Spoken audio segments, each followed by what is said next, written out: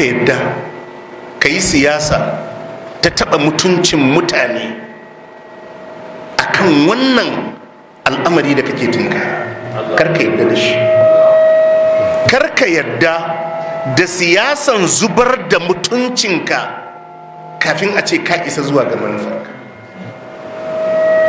Hakki ne akan kanka da kanka ka tsare mutuncinka. Zubar da mutuncin kanka ne ka je kama mutane ƙarya akan jam'iyyarka ko akan ɗan takararka, ɗan takarar da kai ma baka san rayuwarsa ba, baka san yaya yake ba, wataƙil baka taɓa magana da shi ba, wataƙil baka taɓa ganinsa akan idonka ba, wataƙil baka da wani abu na gaskiya. Duk abin da ka sani game da ɗan takarar kan kai ma jita-jita ne, ka je ka tara mutane kana musu ƙarya a kansa. In kana kyautata mishi zato ka je ka zaɓe shi, amma kar ka yadda ka zub da mutuncinka a kansa.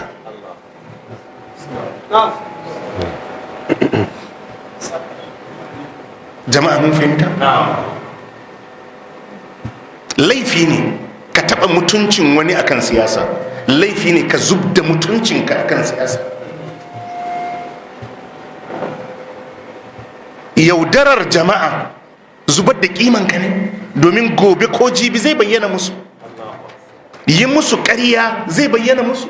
Akwai wata ƙarya da take saurin bayyana irin ƙaryar 'yan siyasa.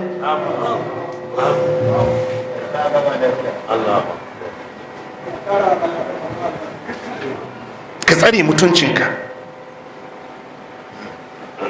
Yana daga cikin abinda kowane mutum ya kamata ya kiyaye game da al'amarin siyasa. Ka guji ƙazamar siyasa, shine ka guji siyasar sabbaba asarar dukiyar mutane.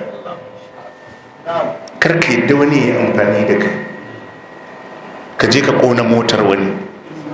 Karka yadda wani ya yi amfani da kai ka je ka ƙona gidan wani. Karka yadda wani ya yi amfani da kai ka je ka fasa shagon wani ko ka lalata dukiyar wani. Karka yadda akan wani ɗan siyasa ka je ka salwantar da dukiyar wani. Idan an zage shi, shi bayi da 'ya'ya ne? Jama'a mun fahimta? Idan an gaya mishi maganan da ba ku ji daɗi ba, shi bayi da 'ya'ya ne? Jama'a mun fahimta? Karka yadda